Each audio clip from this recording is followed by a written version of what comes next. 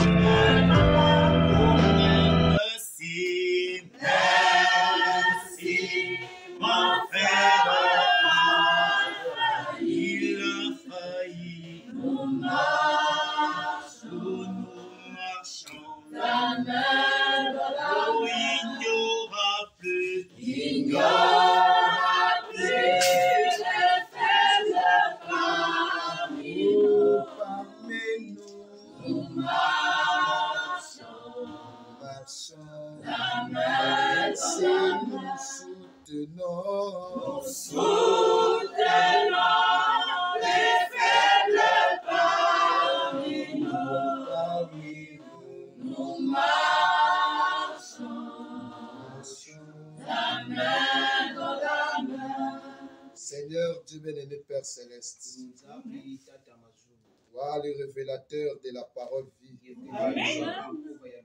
toi le donateur de tout don parfait et excellent, toi le Messie, la parole ointe, toi le Saint-Esprit, l'écho de la parole. C'est toi Christ qui nous unit dans le sacré lien d'amour. Cet amour qui nous amène à te ressembler, à se comporter comme toi, à parler comme toi. Est-ce que toi puisses être parmi nous ce soir? Loin des lèvres des mortels, Seigneur, afin que de ces lèvres sortent des paroles qui peuvent faire du bien à ton église. Qu'il en soit ainsi, Père, dans le tout-puissant nom du Seigneur Jésus-Christ. Amen. Amen. Nous allons prendre le livre de 1 roi.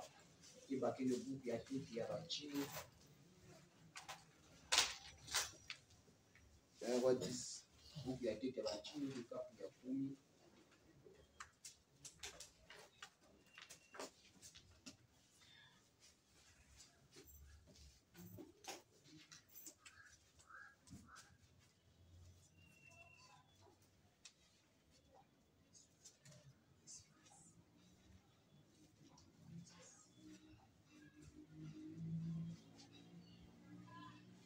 La reine de Séba a pris la renommée que possédait Salomon.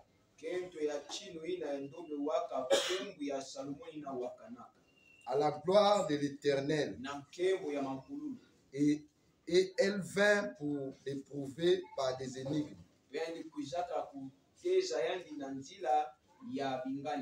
Elle arriva à Jérusalem avec une suite forte nombreuse.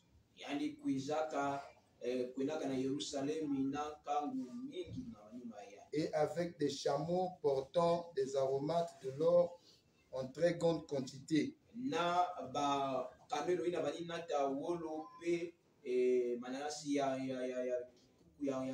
Et des pierres précieuses. Elle se rendit auprès de Salomon et elle lui dit tout ce qu'elle avait dans son cœur. Prenons Cantique des Cantiques.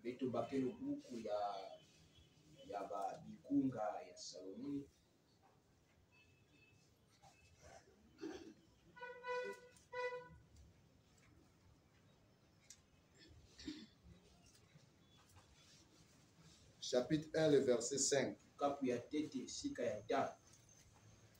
Je suis noire, mais je suis belle. Fille de Jérusalem. Comme les tentes de Kedar. Comme les pavillons de Salomon. Ne prenez pas garde à mon teint noir. C'est le soleil qui m'a brûlé. Les fils de ma mère se sont irrités contre moi. Ils m'ont fait gardienne des vignes.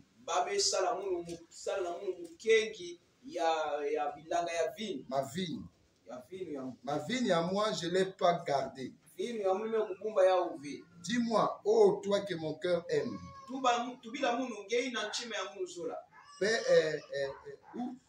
Toi que mon cœur aime, où tu fais paître tes brebis, où tu les fais reposer à midi. Car pourquoi serais-je une égarée près des troupeaux de tes compagnons?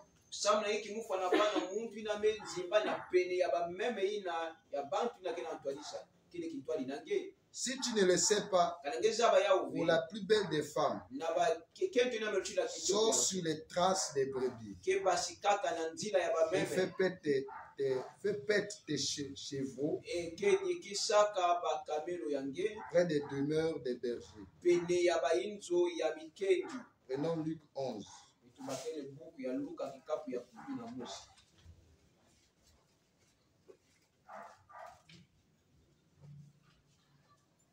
Luc 11, chapitre, verset 11.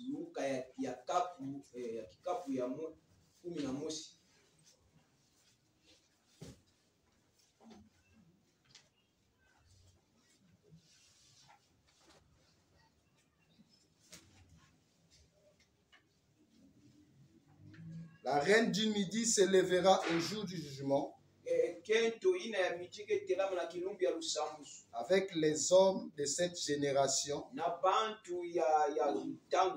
et les condamnera parce qu'elle vient des extrémités de la terre pour entendre la sagesse de Salomon. Et voici ici il y a plus que Salomon. Vous pouvez vous asseoir. Que le Seigneur vous bénisse. Dieu vous comble. Alors ce soir, nous continuons toujours sur notre sujet, le grand thème. Mais nous allons introduire le petit, un sous-thème.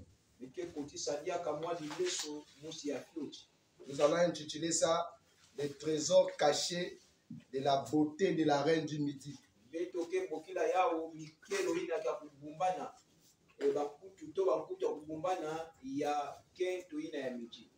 trésors cachés de la beauté de la reine du midi.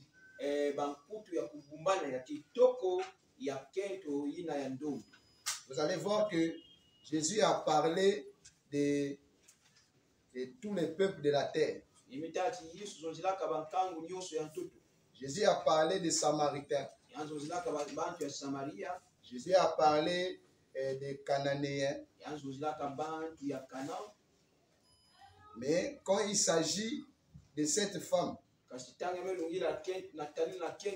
Jésus l'appelle reine. Donc Jésus met le jugement du temps de la fin en rapport avec la reine du midi.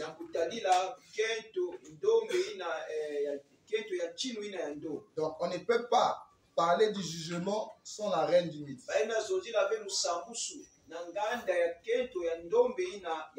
Pour que la reine du midi rentre en scène, il fallait d'abord qu'il y ait des choses qui puissent la précéder.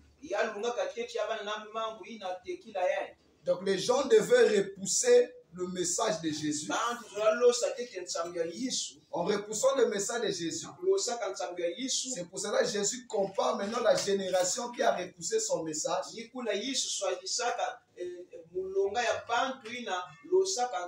en rapport avec la reine du midi. Donc elle n'était pas une subordonnée là où elle était. On ne la dirigeait pas. Mais c'est elle qui dirigeait les gens. Et les gens lui rapportaient les nouvelles au sujet de Salomon. Ceux qui ont vu Salomon opérer, le don de sagesse que Dieu avait placé en lui. Alors eux, en passant par le sud, parce qu'ils traversaient le désert, et ils passaient par le sud. Et en passant par le sud, ils croisaient la reine du Midi. Ils croisaient la reine de Séba, cette reine d'Éthiopie. Alors, eux, ils témoignaient au sujet de ce qui s'est passé là-bas. Voilà, il y a un monsieur là-bas, au nom de Salomon. Dieu l'utilise gravement. Alors, elle, en écoutant ça, cela a commencé à attirer son attention. Et voyez que tout ce qu'on lui donnait comme message, comme témoignage, elle ne négligeait pas ça. Elle prenait ça en ligne de compte. Jusqu'à ce que tout ce qu'elle a écouté, parce que la foi vient de ce qu'on entend. Tout le temps, on lui témoignait positif du message que prêchait Salomon. Et en écoutant ce message, cela lui a attribué une foi par rapport à ce qu'elle écoutait. C'est pour cela que la Bible dit la foi vient de ce qu'on entend. La peur aussi vient aussi de ce qu'on entend. La panique aussi vient de ce qu'on entend. Le trouble vient de ce qu'on entend. Les lamentations, toutes ces choses qui sont liées au temps viennent de ce qu'on entend. Comme la parole de Dieu aussi, pour transmettre la foi, il faut écouter un message qui est lié à la foi de l'heure. C'est ça qui va t'attribuer la foi. Vous voyez que cette reine du Midi n'écoutez pas le message de Moïse. N'écoutez pas le message de David. Parce que dans le message de David, ou dans le message de Moïse, il n'y avait pas la foi. Mais la foi s'était transportée et se trouvait dans le message que prêchait Salomon. Et cela se manifestait sous la forme d'une sagesse. Donc recevoir Dieu sous la forme de la sagesse, c'était ça, recevoir son message. Et dans ce message, il y avait la foi. Donc les dirigeants ou les gens qui écoutaient Salomon, ils venaient parler à cette reine au sujet de Salomon. Et cela l'a amené à décider. Amen. Cela l'a amené à décider. Laisse-moi même aller voir ce qui se passe là-bas. Elle croyait déjà. Parce que si elle ne croyait pas, elle ne pouvait pas effectuer le déplacement. Le déplacement qu'elle a effectué, ça n'a pas fait quelques heures. Mais cela a fait 3 mois. Et elle a parcouru le désert. Le désert de Sahara. Là-bas, il y avait les Arabes. Là-bas, il y avait toutes sortes de personnes qui pouvaient la tuer avec les prisons qu'elle avait. Elle n'est pas allée sous une voiture, mais elle est montée sur un chameau. 3 mois, mes frères et sœurs, dans le désert, pour aller écouter le message. C'est-à-dire pour aller écouter la parole. Elle a effectué 3 mois, nuit et jour, Donc, elle a rencontré les difficultés. Malgré les difficultés qu'elle a rencontrées, cela ne l'a pas empêché d'aller écouter le message. Amen. Le message qu'elle est allée écouter n'était pas équivalent à 3 mois. Pourtant, ça devait être 20 minutes. Pourtant, ça devait être 1 heure. Mais elle a fait 3 mois. Amen. Cela doit attirer notre attention. C'est pour cela que Jésus compare la condamnation des gens du dernier jour à son comportement. Quelqu'un qui quitte 3 mois, elle quitte son royaume pour aller dans une église et écouter la parole. Elle a fait 3 mois. Mais toi qui es à côté ici, tu trouves que c'est loin. Amen. Donc toi tu es seulement à côté. Mais pour venir à l'église, c'est difficile. La reine du midi va te connaître. Mon frère, 3 mois sur un chameau. Et puis vous passez par où? Le désert. Dans le désert, il y a la mort. Il n'y a pas la vie dans le désert. Mais regarde les risques qu'elle prend. Parce que le témoignage a touché son cœur.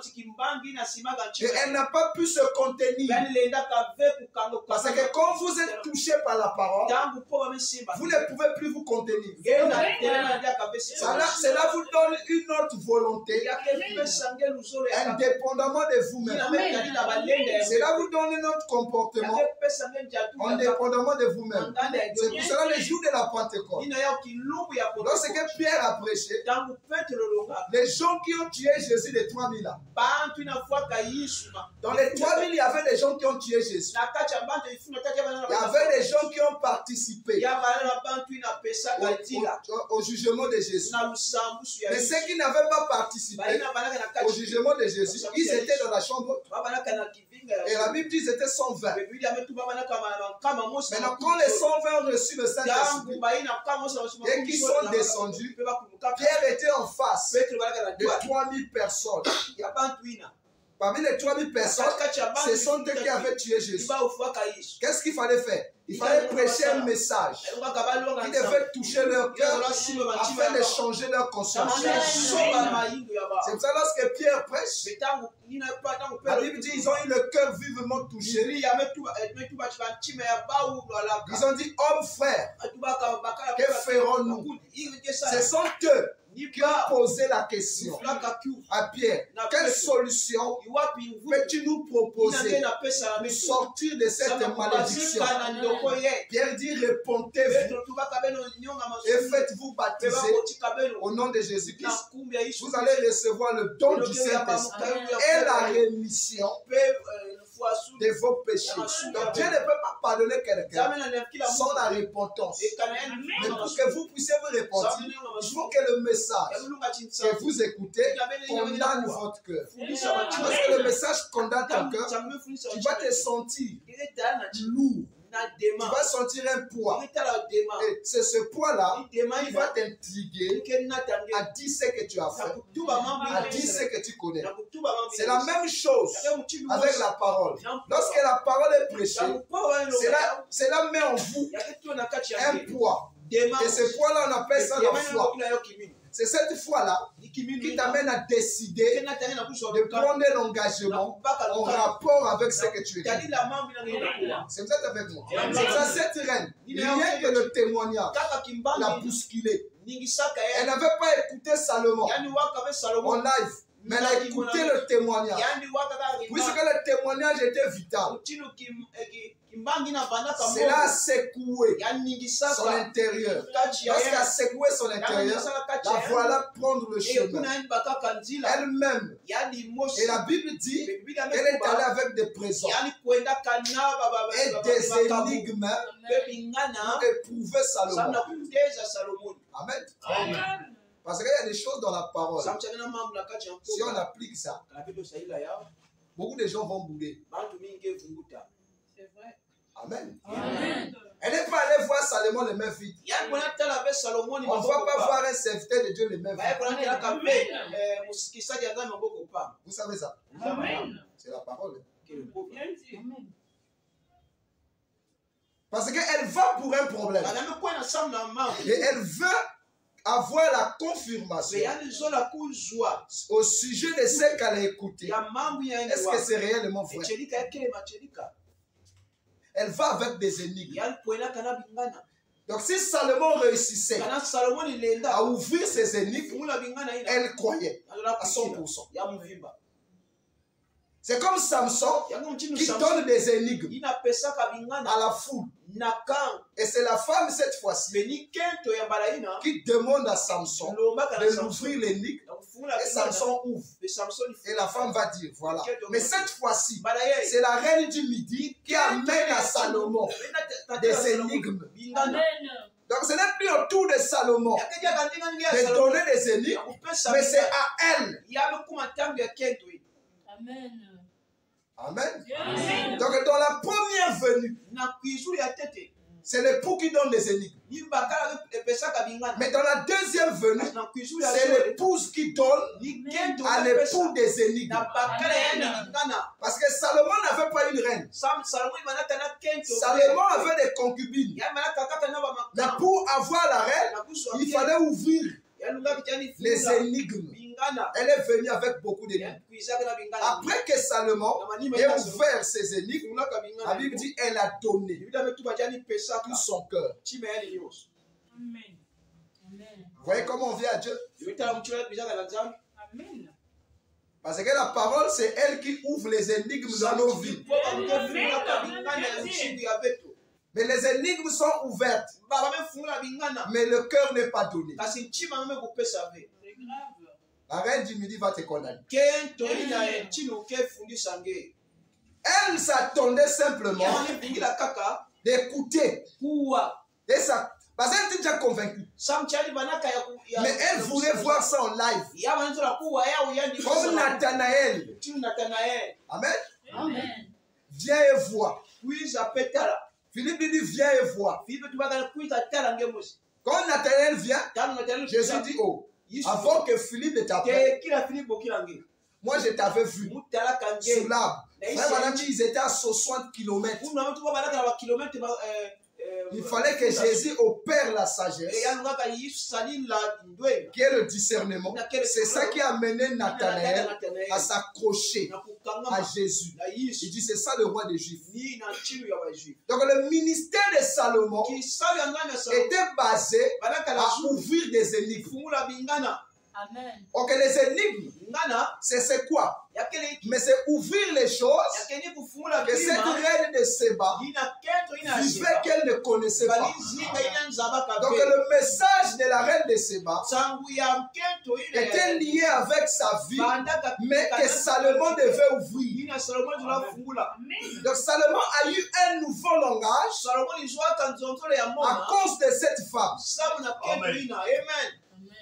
Le langage du sud, Salomon ne parlait pas ça. Salomon parlait le langage de l'Orient. Mais dans cette femme est venue avec les choses du sud. La Bible dit pour éprouver Salomon. Est-ce que tu connais les choses de l'Éthiopie? Est-ce que tu connais les choses de l'Afrique? Peut-être que ton message est lié avec ta civilisation. Et donc, comme toi, tu es de l'Est ici, et tu connais que les choses de ta cité. Mais la Bible dit qu'elle est venue du Sud. Avec les choses du Sud, et le présent du Sud, et des énigmes pour éprouver réellement est-ce que Salomon c'est un prophète. Est-ce que vraiment le don de la sagesse qu'on dit là, c'est local ou c'est universel? Salomon a parlé le langage du sud. C'est ça qui a épaté cette femme. Donc, le sud, pourquoi? Il faut parler le langage du sud. Si on parle le langage de l'Orient, la reine ne croira pas. Si on parle le langage du Nord, la reine ne croira pas. Si on parle le langage de l'Ouest, la reine ne croira pas. Mais il faut parler le langage du Sud. Parce que les Africains ont un langage. Ils ont un mode de vie. Pour que la femme samaritaine croie, Jésus ne devait pas lui dire ce qu'il a vécu avec les centenaires romains. Il fallait que Jésus lui ouvre les énigmes qui étaient liées à sa vie. C'est ça qui a amené cette femme samaritaine à croire. Jésus n'a pas fait ce qu'il a fait chez Matthieu. Parce que chaque fils et fille de Dieu, devant Dieu, a une expérience particulière. Ce n'est pas universel nos expériences. Mais nous allons dans une même direction. Mais d'autres par les eaux, d'autres par des chameaux. Amen. Mais tous par le sang. Donc de la manière dont toi tu entres en Christ, ce n'est pas de la même manière que moi. Donc de la manière dont Dieu m'a pris pour m'introduire dans le corps, je ne peux pas universaliser ça. C'est la raison pour laquelle Frère Branham dit, il y a des choses que Dieu fait avec moi qui est réservé à moi-même. Ne prenez pas ça pour dire aux gens de le faire afin qu'ils soient chrétiens. Il dit ne le faites pas. J'ai une naissance naziréenne. C'est la même chose avec tout fils et fille de Dieu.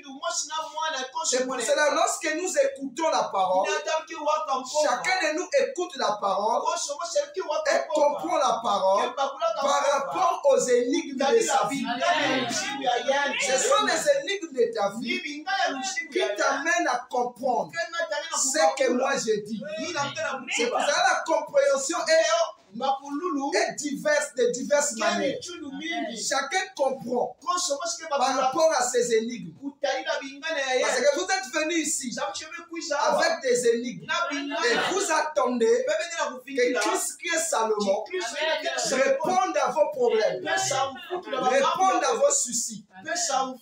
Mais tous nous n'avons pas les mêmes problèmes. Il y a d'autres qui ont parcouru 5 km pour venir ici. Il y a d'autres 10 mètres.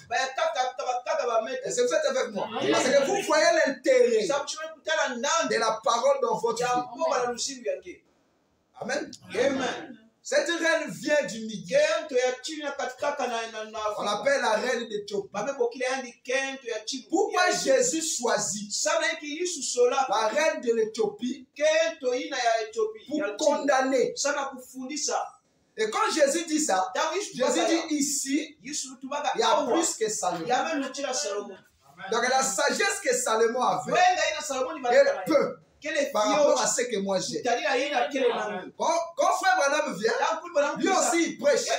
Ici, il y a plus que Salomon. C'est le même Christ dont William Branham qui dit qu'ici, il y a plus que Salomon. Parce que les énigmes que nous allons ouvrir est au-delà de ce que Salomon avait fait pour cet individu.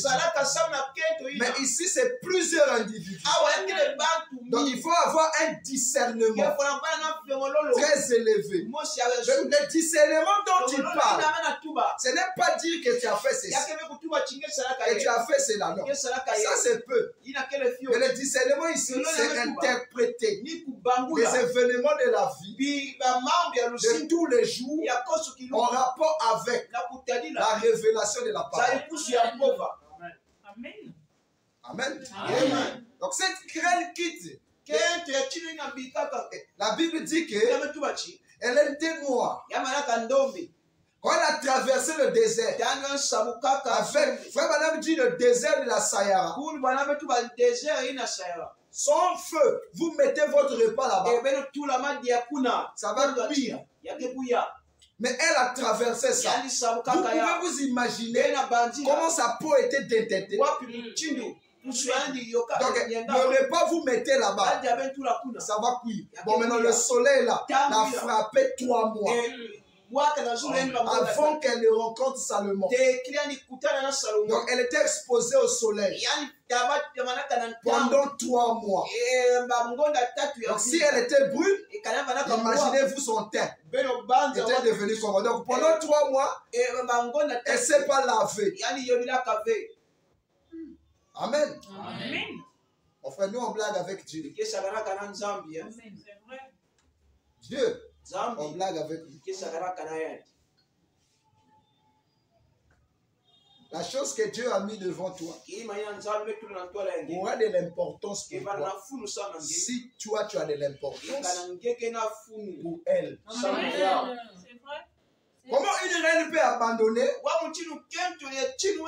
son royaume pour aller faire 3 mois, parcourir 3 mois, pour aller voir un certain Salomon? Parce qu'il discerne les choses. Et elle a mené de l'or, des pierres précieuses. Elle est allée donner don à Salomon. Salomon dit, qu'est-ce que tu veux? Voilà mon problème, voilà mon problème. Salomon a répondu ça d'une manière simple. Amen. D'une manière simple. Frère Branham dit que Dieu attrape son épouse d'une manière simple. Parfois, ce que tu attendais, tu t'attendais que ça soit grand. La réponse, on va te donner ça d'une manière spectaculaire. Mais tonton, ça vient d'une manière simple. Mais c'est la réponse au problème de toute ta vie. Mais comme toi, ta perception est dans les grandes choses, tu ne peux pas voir la simplicité de Dieu dans ce que tu as écouté. Parce qu'elle a appris que Salomon est grand. Mais quand elle est arrivée, elle n'a pas vu la grandeur dont elle pensait voir.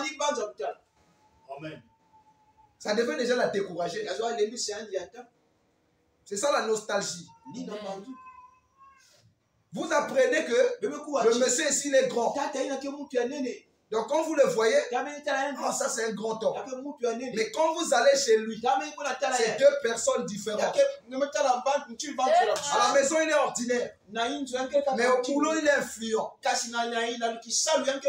Oh, c'est quand Dieu devient ordinaire qu'il commence à raconter les secrets qu'il n'a jamais dit à un homme.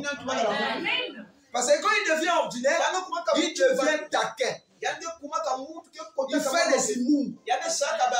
Et il peut te dire pourquoi il se comporte de la sorte quand tu le vois là-bas. Il peut te dire ça. Mais quand il est dans cet état, il ne peut pas te dire pourquoi il est dans cet état. Mais va le voir quand il est ordinaire. Jésus était ordinaire. Salomon était ordinaire. Avez-vous que Salomon était ordinaire? Mais la sagesse de Dieu était en lui. Quand nous lisons la Bible, nous voyons que Salomon était un grand homme. Mais les gens de son époque ne voyaient pas la grandeur que toi et moi on voit là. Ne voyez pas ça? Quand nous lisons le message, nous voyons que Frère Branham était un grand homme. Mais les gens de son époque ne voient pas la grandeur que toi et moi, on voit de cet homme. Pour certains, c'est maintenant qu'ils reconnaissent que Dieu avait visité l'Amérique par un prophète. Regardez après combien d'années. Mais toi, depuis l'enfance, tu savais déjà que Dieu avait visité l'Afrique ou a visité le monde par un prophète. Mais eux, c'est maintenant, alors qu'ils sont en Amérique. La grandeur que les gens ont de toi, le milieu dans lequel tu es, il ne voit pas cette grandeur. C'est comme ça, ça a toujours été comme ça. C'est pour ça que la Bible dit nul est prophète chez soi. Madame dit une église a la capacité de faire de son pasteur un bon. C'est comme ils ont aussi la capacité de faire de leur pasteur le moindre de tous. C'est pour ça qu'il dit que votre pasteur soit le meilleur. Amen. Amen. C'est comme une femme a la capacité de faire de son mari un grand homme. Elle a aussi la capacité de faire de son mari un moins de rien. Déjà une femme qui se met à injurier son mari devant le voisinage, tu détruis l'influence de ton mari. Un homme qui se met à injurier sa femme devant les gens, détruit l'influence de sa femme. Parce qu'après toi, quelqu'un d'autre fera ça. Si toi, la femme, tu oses injurier ton homme, maintenant les gens du dehors vont faire quoi? Amen. Mais si cette femme a de la considération pour elle, ou cet homme a de la considération pour cette femme, il ne fera pas ça dehors. Vice versa. Donc il a la capacité de rendre sa femme grande. C'est pour ça que frère Branham me dit, derrière un grand homme, il y a une grande femme. Donc derrière Christ, il y a aussi une grande femme. Christ a la capacité de t'élever. Comme moi aussi j'ai la capacité de l'élever dans ma vie. Vous pouvez élever Christ dans votre vie. Comment on élève Christ dans sa vie? C'est de mettre en premier à tout plan. Les gens de ton entourage doivent connaître que ton Dieu prend la première place dans ta vie. Ça va les amener à avoir peur au sujet de ton Dieu. Mais si le jour des cultes, ils savent que c'est le jour des cultes, toi tu te retrouves avec eux. Tu diminues la valeur de Christ dans ta vie. Mais si le jour des cultes, tu n'es pas avec eux, ça va changer leur perception à ton sujet. À ce moment-là, tu es en train d'élever Christ dans ta vie devant eux. Et Christ aussi sera obligé de t'élever. Combien de gens diminuent la valeur de Dieu dans leur entourage? Vous pouvez avoir des hauts et des bas, mais Dieu doit toujours avoir. Si vous avez des hauts et des bas, et Dieu est toujours premier dans votre vie, vos hauts et vos bas sont effacés. Parce que le but pour lequel le diable donne à l'homme des faiblesses, c'est pour qu'il s'éloigne de Dieu, pour qu'il ne voie plus Dieu, pour qu'il n'écoute plus la parole. C'est ça le but. Mais malgré ça, toi tu es accroché à Dieu, mais tu vas te perdre comment? Parce que ton attention n'est pas fixée. Pourquoi les gens rétrogradent? Mais parce qu'ils ont trop de choses qu'ils ont commis et cela est devenu un poids pour eux. Et ils ne savent plus comment faire. Voilà pourquoi les gens rétrogradent. Mais malgré ça, toi tu t'accroches à Dieu. Comment Dieu va te laisser? Tu deviens comme Jacob qui se bat avec l'ange. Et ce que Jacob désirait, l'ange lui a donné ça. Amen. C'est pour ça que le passage du ciel où le règne de Salomon, le règne de Salomon, que Christ devait être l'union de l'époux de l'Orient et l'épouse du Sud. Parce que l'apogée du ministère, pour l'aboutissement, pour la grandeur du ministère de Salomon, c'était en Égypte. Amen. Parce que cela a déplacé la reine. Vous voyez un ministère qui déplace une... Mais par elle, tout le sud, elle connaît Salomon. Parce que c'est elle la reine. Si elle est allée, maintenant vous qui êtes derrière, vous allez faire quoi? Vous allez vous aligner. C'est pour cela, parce que Moïse envoie les fils d'Israël pour aller explorer le pays. Moïse leur donne la direction qu'il faut prendre pour arriver au pays. Moïse dit, vous devez passer au midi. Donc lorsque vous allez passer au midi, vous verrez une montagne. Et vous allez monter sur cette montagne, vous allez voir le pays. Vous écoutez ça? Il dit ça le nombre 13. Donc quand ils sont arrivés proche du pays, proche de l'accomplissement de la promesse, Moïse prend la promesse et il donne à la promesse une direction. Il dit amenez la promesse au sud. Faites passer la promesse au midi. Parce que si vous ne faites pas passer la promesse au midi, vous ne verrez pas le pays. C'est ça que il faut faire passer la promesse au midi. Et vous verrez une montagne. Et sur la montagne, vous allez voir le pays. Moïse qui a reçu la promesse, quand il arrive proche du pays, il change la direction de la marche. Il dit passez au midi. Or le midi ici, c'est le sud. Amen. William Branham aussi devait faire la même chose. Parce que William Branham est notre Moïse. Toutes les promesses que Dieu a faites, qu'il a dit par lui, lorsqu'il est arrivé proche, William Branham dit comme Moïse, passons au sud, passons au midi. Donc faites passer la promesse de Dieu au midi, que nous voyons le pays. Et les mêmes détails que Moïse avait vu, c'est le même détail que William Branham aussi voit. Branham aussi voit une montagne comme Moïse avait vu la montagne.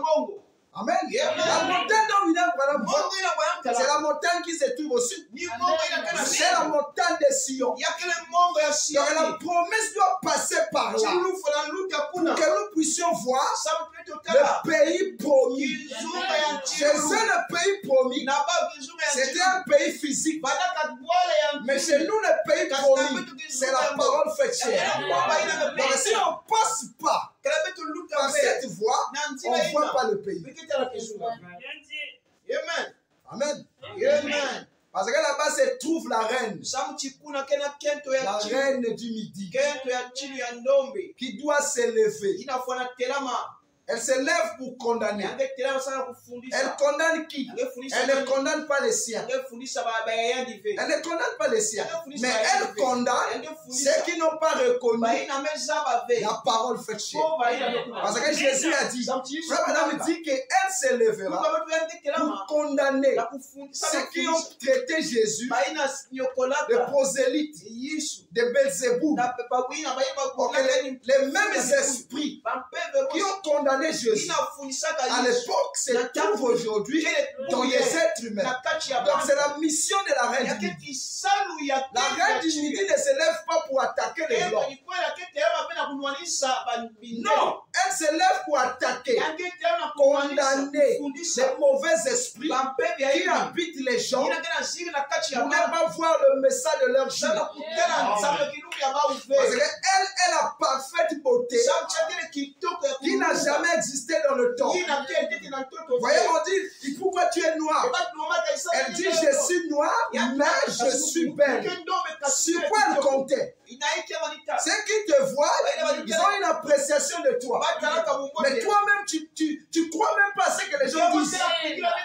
Il dit, je reconnais que je suis noir. Ne faites pas attention à mon teint. Mais moi, je suis belle. Donc, la beauté pour elle ne venait pas de l'appréciation des gens. Elle était consciente qu'elle est belle. Amen. Sur quoi était caché le trésor de sa beauté? Parce que nous allons étudier ça. Qu'est-ce que Salomon a vu de bien en elle? Elle était noire. Salomon n'était pas noir. Bon, maintenant, qu'est-ce que Salomon a vu en elle? Et une femme qui quitte le village, même si elle est reine, mais elle est villageoise. Donc, l'Éthiopie à l'époque n'était pas comparable à Israël. Mais elle quitte le village. Mais Salomon s'intéresse à elle. Donc, vous voyez, quand Dieu est prêt à accomplir une prophétie majeure, il prend toujours des villageois. Amen. Ça, c'est déjà un critère de la beauté. Parce que le villageois, quand il vient en ville, surtout si c'est une femme, elle veut vivre à la hauteur des femmes de la cité. Donc elle veut à tout temps être propre. Elle veut s'habiller. Donc elle trouve qu'elle est en retard. Amen. Elle veut se rattraper. Donc si toi la citadelle, tu te négliges, tu vas être surpris que lui va te dépasser. Même sur le plan scolaire. Pourquoi? Parce que les villageois sont plus intelligents que les citadins. La majorité des cadres du pays, ce sont les villageois. Pourquoi? Parce qu'ils vivent bien, ils vivent où ils ont un complexe d'infériorité. Et ce complexe d'infériorité va booster les capacités intellectuelles qu'ils ont. C'est pour cela qu'un villageois étudie plus qu'un citadin. Et au village, il y a moins de distractions que les citadins. C'est pour ça que les études au village, l'enfant assimile bien les cours que celui qui a vu. Au village, il n'y a pas la télé, il n'y a pas de courant, il n'y a pas de distraction. Si ce n'est que le champ et la rivière. Et il sait que pour quitter cette condition, il faut seulement que je fasse des efforts dans les études. Amen. C'est pour cela que vous voyez qu'ils sont beaucoup zélés. Mais ceux qui sont en ville, c'est du n'importe quoi. Et ceux qui sont au village, ils ont des projets. Mais ceux qui sont en ville, ils n'ont pas de projets. Les villageois, ils connaissent que à un certain âge, on quitte le toit des parents pour battre ses ailes. Mais le citadin ne connaît pas ça. C'est pour ça que quand il se retrouve en ville, au milieu des citadins, pour les études, lui, il sera plus brillant que ceux qui sont là. Parce que celui qui est en ville, il se croit intelligent que ceux qui sont au village. Ce sont les mêmes cours. Ce sont les mêmes études. Il n'y a pas, oh non, ici tu es plus avantageux. Tonton, toi tu es un répétiteur. Mais lui, il n'en a pas. Lui, il lit les livres. Mais toi, tu ne lis pas. Amen. Mais vous deux, vous êtes encore en terminale. Mais lui, il est plus brillant que toi. C'est pour cela qu'on veut, où Dieu voulait, où Dieu veut accomplir une prophétie majeure, Dieu utilise les villageois.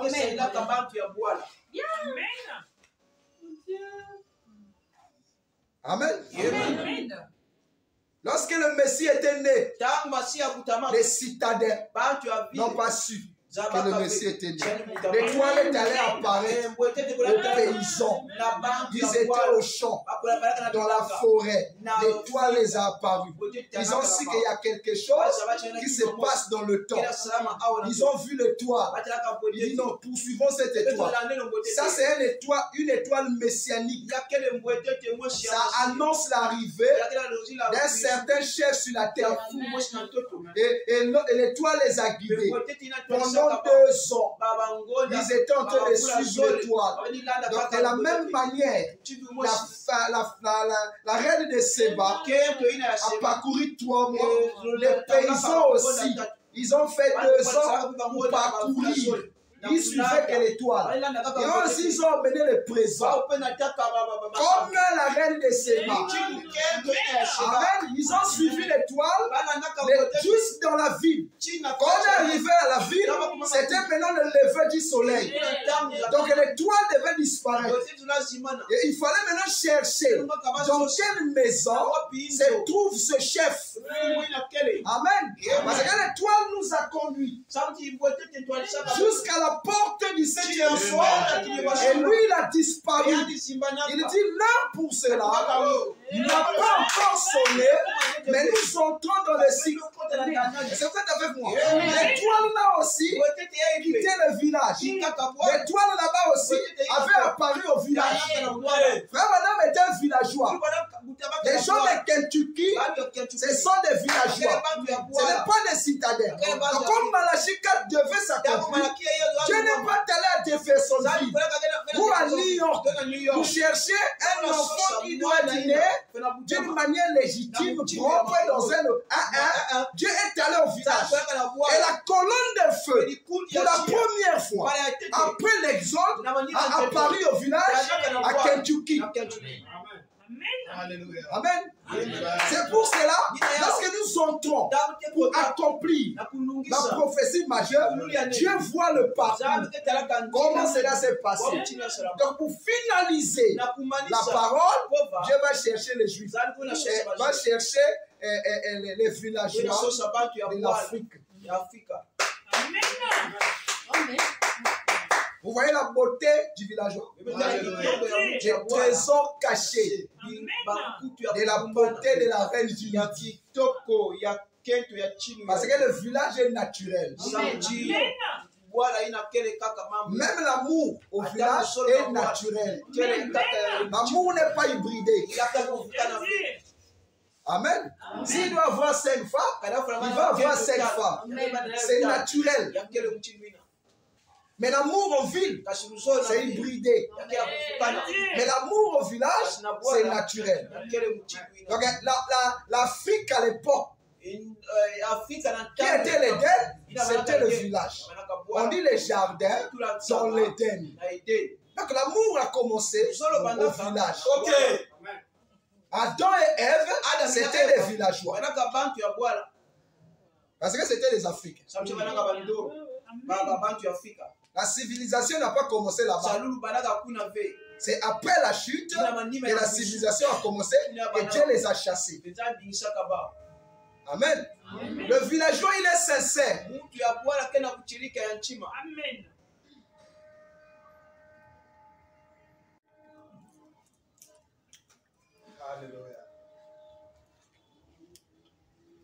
Il est honnête de nature. Il est honnête de nature. C'est nous qui sommes en ville ici. On étudie à la télé comment on ment. On étudie à la télé comment on trompe sa femme. On étudie à la télé comment on trompe son mari. Ça se passe dans les séries. C'est à la télé que nous avions eu la civilisation de l'Occident. Donc si les femmes aujourd'hui commencent à s'habiller à moitié nue, ils voient ça à la télé. Donc il y a des esprits qui nous parviennent par le moyen de la télé. Vous n'êtes pas allé là-bas, mais en suivant la télévision, ça vous communique les démons de là-bas. Et vous allez vous comporter comme les gens de là-bas. Là-bas, c'est normal qu'une fille porte un truc qui court ici devant les parents. Mais chez nous, ici, c'est pas normal. C'est pas normal chez nous. C'est pas propre aux Africains. Mais on commence à imiter les Blancs par la télé. Et les mêmes esprits qui les incarnent entre nous. Même la mode, c'est à la télé. Donc si on déconnecte l'Afrique des médias, l'Afrique sera originale. Et le comportement sera original. C'est ça les trésors cachés. Et la beauté de la reine du Midi, c'est de retour à l'original. Parce que quand tu es original, tu attires. Parce que tu es original. Esther, pour avoir le roi Assyrie, il fallait qu'elle soit originale. Quand elle a été originale, le roi l'a choisie. Mais ce qui n'était pas original, parce qu'elles suivaient la télé de l'époque. Et elles ont eu la mode qu'elles voyaient à la télé. Donc si on met ça, le roi va nous accepter. De nos jours, les femmes s'habillent comme ça. De nos jours, les hommes font ça.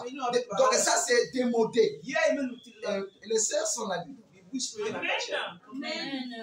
Savez-vous que la mode, c'est un démon? La vraie mode, c'est la mode de la parole.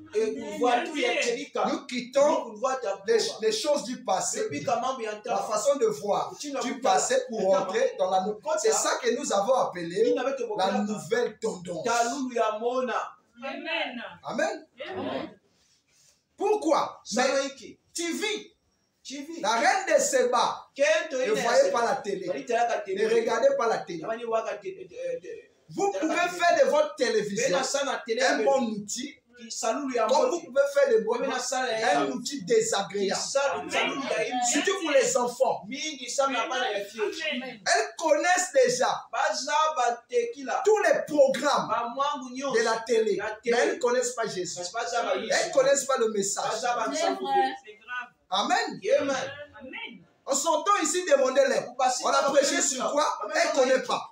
Oui, il ne connaît pas. Mais demande-lui. La série qui était passée là, comment elle va t'expliquer. Mais quels qui sont responsables? Les parents. Amen. Ce sont les parents qui sont responsables. Vous n'avez pas le temps de prendre pour instruire vos enfants. Et ils sont plus originaux. C'est ça qui affecte leur intelligence. À leur âge, ils veulent reproduire les choses qu'ils voient à la télé. Amen. C'est très grave. Surtout qu'aujourd'hui, il y a des téléphones. Tout est au téléphone. Amen. Amen. Mais la reine de Séba était originale. C'est pour cela le passage au sud, c'est le retour à l'original. Repartons au commencement. Comment l'amour avait commencé. Amen. C'est comme lorsqu'un homme et une femme, ils ont des problèmes. La meilleure manière d'arranger, c'est de sauter les problèmes. Amen. On saute d'abord le problème, on repart d'abord au commencement. On a commencé comment? On a commencé, on s'aimait. Bon, maintenant, le parcours a fait que, ici on voit ceci. Qu'est-ce qu'il faut faire? Donc, sautons les problèmes, repartons à l'original. Quand on repart à l'original, c'est ça qu'on appelle la grâce. Ça bannit tout. Amen. Donc, la parole dans les derniers jours devait aussi repartir à l'original. Repartir à l'original, c'est repartir là où les arbres étaient entremêlés. Bon, maintenant, avant que les arbres ne soient entremêlés, comment moi je vivais avec toi? C'est-à-dire, comment on vivait avec toi? On vivait un amour pur, parfait, on était aimable. Donc, sautons les arbres et repartons à notre ancien mode de vie. C'est ce que Dieu fait avec nous aujourd'hui. C'est pour cela le message de cet tonnerre, nous avons dit crie grâce, grâce. La grâce, c'est sauter les défauts, sauter les erreurs. Comme dit là où le péché abonde, la grâce surabonde. Donc la grâce saute les problèmes. C'est pour cela que Dieu ne peut pas te laisser. L'amour de Dieu pour toi est au-delà de tous les actes que tu peux poser. Amen. Amen. Rien que les trésors cachés de sa beauté. Elle quitte chez elle 3 mois. 3 mois. Mais Salomon ne pouvait que la prendre. Ça, c'est quel amour? 3 mois. Vous voyez le risque, parce que dans l'amour, il y a le risque, il y a la détermination. C'est ça qu'on appelle les trésors cachés. Et la beauté. La beauté dont on parle ici, ce n'est pas l'aspect physique. Mais tu peux être belle, tu n'es pas déterminé. Tu peux être belle, tu ne risques pas. Amen. Amen. Mais elle avait des qualités qui étaient au-delà de l'aspect physique. Les qualités qu'elle avait étaient au-delà de l'aspect physique. C'est ça qu'on appelle l'amour. L'amour est une qualité qui est au-delà de l'aspect physique. Et cette reine de Séba, on l'avait. C'est pour ça que Jésus prophétise. Il dit la reine du midi.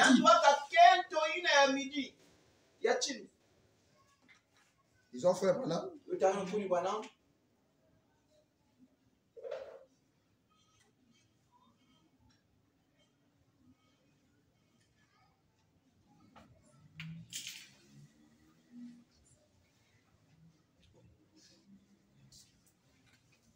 prédication, la reine de Séba, 1960. Il dit, paragraphe 75, il dit, elle s'est mise en route. Elle était montée sur ses chameaux. Elle y avait mis tous ses dons. Elle a entrepris la traversée du désert.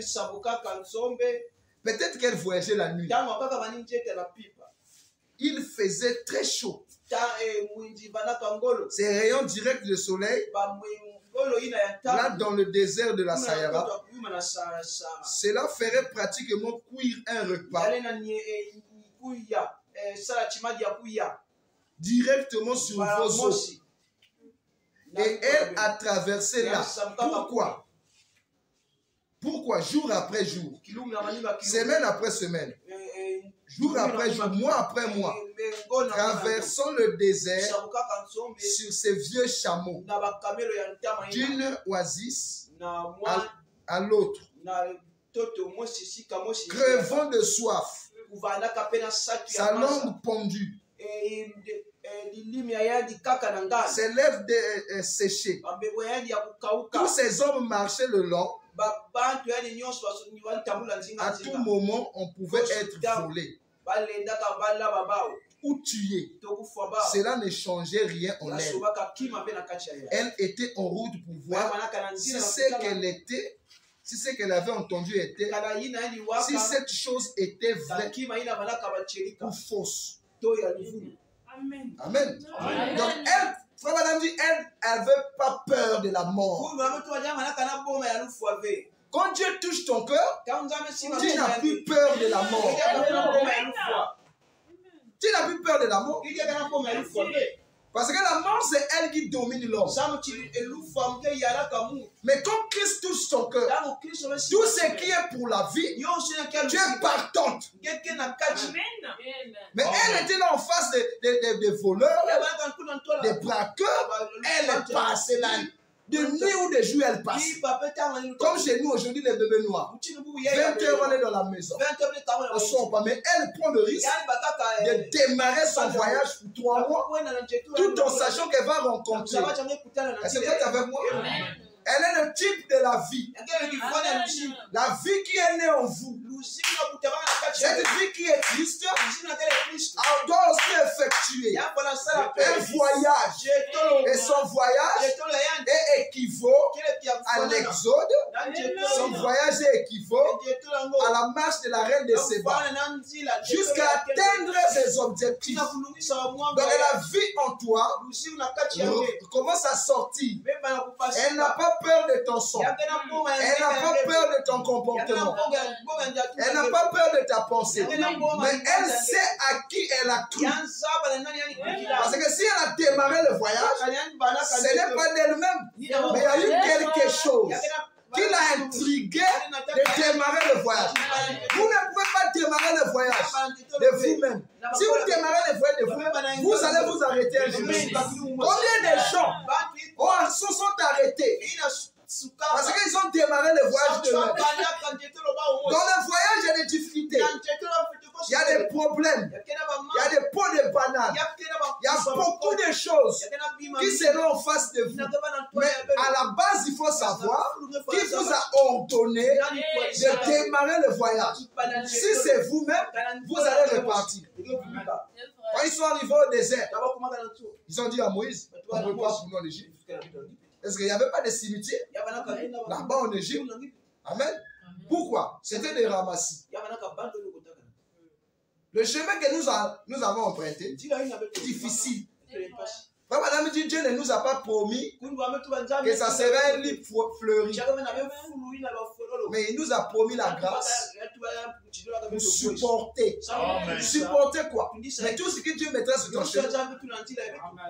Cette reine du midi, comme elle est reine, elle devait régner. Mais on ne peut pas régner. On ne peut pas régner sans épreuve. On ne peut pas régner sans caractère. Donc son règne dépendait des épreuves qui étaient en face d'elle. Si elle surmontait ça, elle devait avoir Salomon. Donc tu ne peux pas avoir Christ, qui est le type de Salomon, sans passer par une terre rude. C'est la terre rude qui va te donner des énigmes. Et quand tu seras enfant de Christ, tu lui poseras ça. Amen. Amen. Mais si tout ce que tu vis, tu comprends, qu'est-ce que tu vas dire à Dieu? Ce sont des énigmes qui créent une vie de communion. Ce sont les énigmes. Tu ne comprends pas ce que tu vis, ça t'amène à aller vers Dieu. Ça t'amène à aller vers un frère, ça t'amène à aller vers une soeur pour en discuter. Mais ce sont des énigmes. Mais si chez toi tu comprends tout. Amen. C'est comme hier, je discutais avec un frère au sujet de monde. Il dit, il y a des frères qui sont en communion. Il y a des frères qui disent des choses que Branham n'a pas dit. Voilà pourquoi je préfère le mouvement des gens qui écoutent les bandes. Il y a aussi des frères, donc il y a deux extrémités. Il y a ceux qui ajoutent leurs pensées et il y a ceux qui disent non, désormais on n'écoutera que frère Branham. Maintenant, moi je lui ai dit, moi, par rapport à moi, ma position, je préfère être dans le groupe des gens qui ne disent pas ce que Branham a dit et être dans le groupe des gens qui écoutent les bons. Il dit pourquoi? Je dis pourquoi? Parce que ceux qui écoutent les bons, il faut connaître le motif qui les a amenés à écouter les bons. Parce que si le motif est fort, les bons, ils ne comprennent pas frère Branham. Mais celui qui est de l'autre côté, il est sincère, mais dans le faux. Donc c'est un pôle. C'est la preuve que si Dieu le prend, le sort de là et l'amène là, lui il sera le chef de tous ceux qui sont là. Et Dieu va plus l'utiliser que ceux qui sont là. Parce que Paul était contre le mouvement de Jésus, qui est pour nous aujourd'hui les bons. Mais il était fils de Dieu. Il était sincère. Mais comme il était fils, Dieu ne pouvait pas le père. Dieu est allé se révéler à lui d'une manière individuelle. Et il est le plus grand écrivain de la Bible. J'ai dit, le problème dans l'église aujourd'hui, ce n'est pas les bandes. C'est que l'église manque. Qu'est-ce que l'église manque? L'église manque un enseignant. Donc l'enseignant, c'est la vision. Amen. J'ai dit, on prend un exemple. Frère Branham dit, dans la guérison divine, ou dans la divinité de Jésus-Christ, le message ou le réveil que nous attendions tantôt est déjà en cours. Les gens reçoivent le baptême du Saint-Esprit. C'est la bande qui dit ça. Quand on va dans le 7e saut, ou le 4e saut, je crois, il dit l'église n'a pas encore connu de réveil. Aucune manifestation de Dieu. Qu'est-ce qui est vrai? Qu'est-ce qui est faux? Tout c'est la bande qui dit. Bon, pour que nous puissions grandir, il faut une parfaite compréhension de la parole. Qu'est-ce qui est vrai? Qu'est-ce qui est faux? Le même qui dit le réveil en cours, là-bas il dit aucune manifestation de Dieu. Quand il dit ça, nous avons la colonne de feu, nous avons la nuée, le cancer est guéri, les paralytiques sont debout. Qu'est-ce qui est vrai? Qu'est-ce qui est faux? Donc ce qui manque à l'église, c'est l'enseignant intérieur. Donc l'enseignant intérieur, c'est le Saint-Esprit d'aujourd'hui. Amen. Frère Branham, quand Dieu l'appelle, il est l'enseignant de l'église à l'époque, parce qu'il devait enseigner aux pentecôtistes ce qui était faux. Et lui, il est le révélateur de la parole écrite pour leur ramener à la Bible. Lorsque frère Branham a prêché, il a révélé la parole. Ceux qui ont cru en lui à l'époque, ils sont scellés. Maintenant, quand frère Branham quitte la scène, tout ce qu'il a prêché, ça devient les brochures, ça devient les bombes. Ça demande un autre enseignant. Donc l'enseignant de l'église aujourd'hui, c'est pas frère Branham. Est-ce que vous comprenez ça? Amen.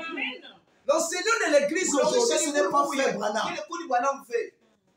Parce que les bandes et les brochures deviennent une lettre qui doit être brisée à nouveau.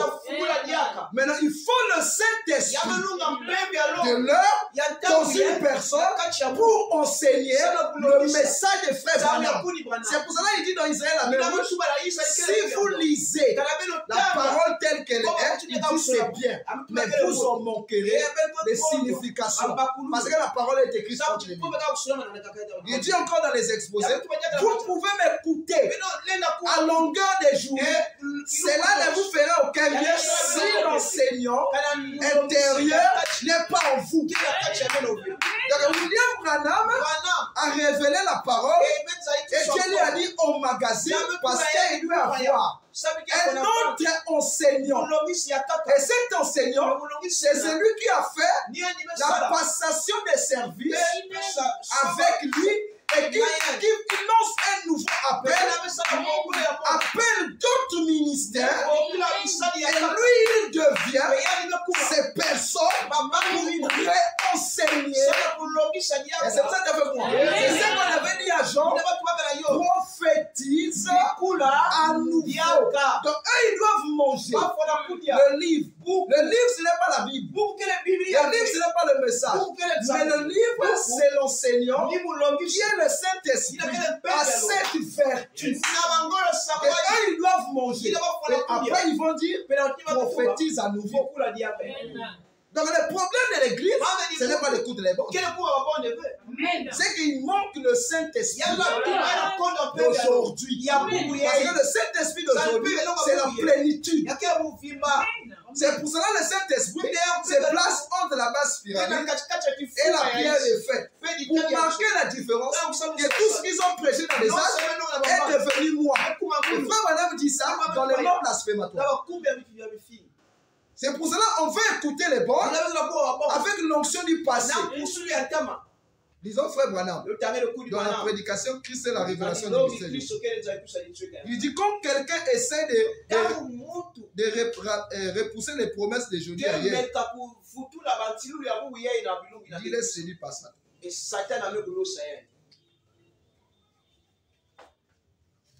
Christ est la révélation du mystère de Dieu.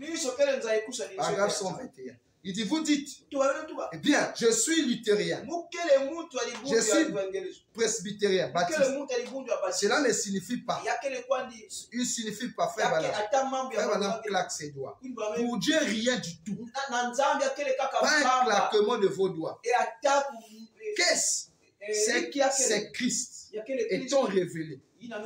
Il est la parole. Donc quand on dit Christ révélé, ce n'est pas dans les papiers. Vous me suivez? Parce que quand on parle de révélation, c'est que c'est une vie.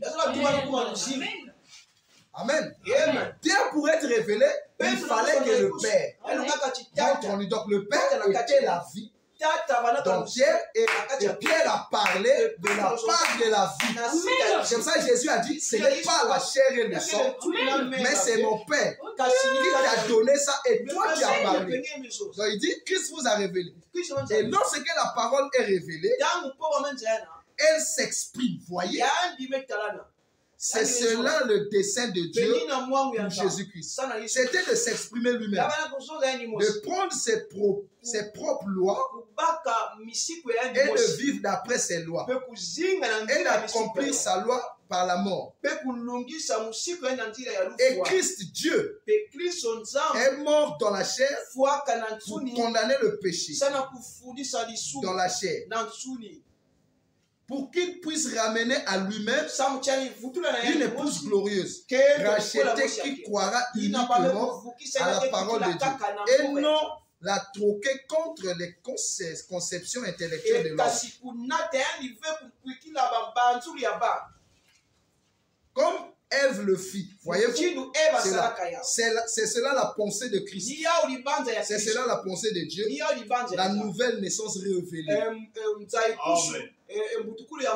Et si un homme dit qu'il est né de nouveau, qu'il essaie de renvoyer ces promesses de Christ pour ces derniers jours à un autre âge, faisant de lui le Christ d'hier,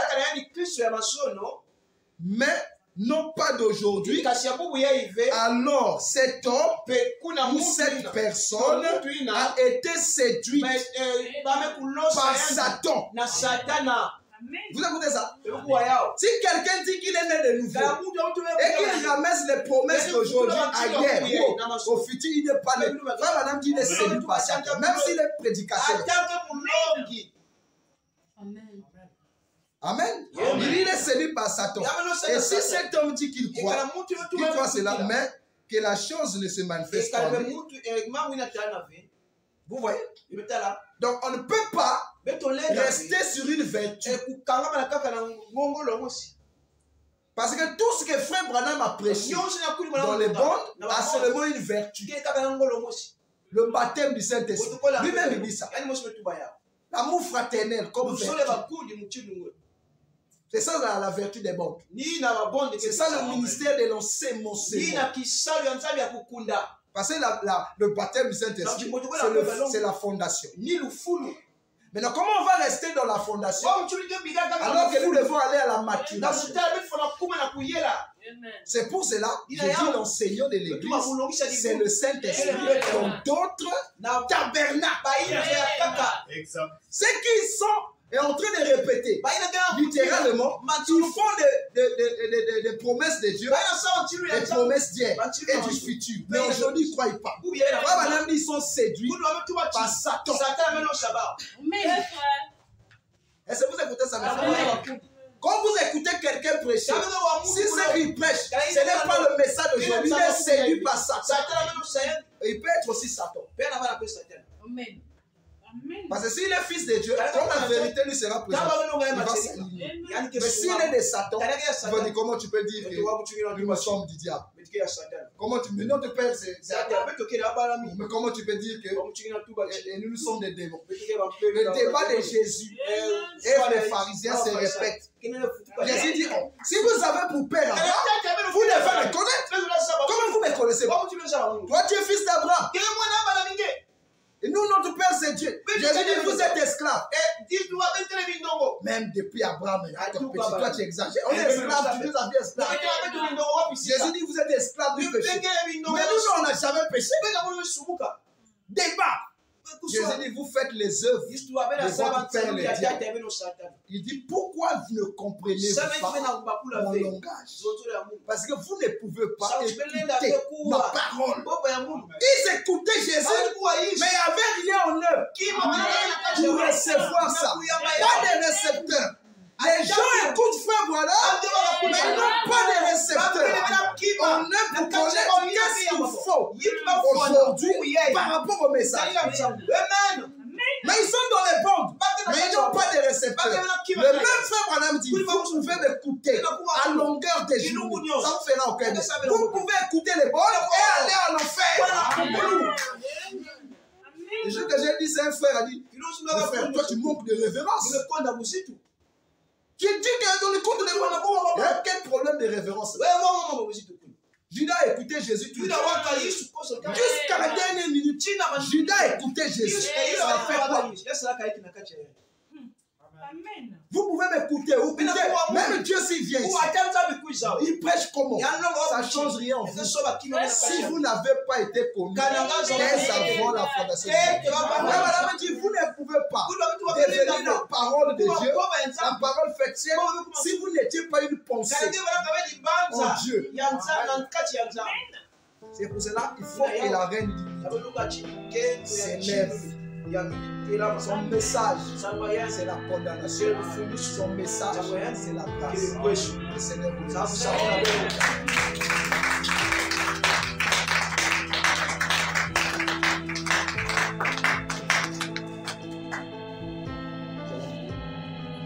Seigneur, je vais le déplacer. Merci de nous avoir introduits dans ce ministère. Nous faisons que commencer. sais que toi, tu nous conduiras jusqu'au bout. Nous ne pouvons pas compter sur le propre mérite. Mais nous pouvons que compter sur tes mérites. Parce que seul toi est Dieu. Et donner la parole. C'est toi était trouvé Dieu. Donner la vie pour toi. Merci pour ces instants. Bénis tes enfants. Ils vont effectuer non déplacement. Ils vont effectuer non déplacement. Comme cette reine du midi. Tu les protégis. Comme tu avais protégé cette reine de Séba jusqu'à destination.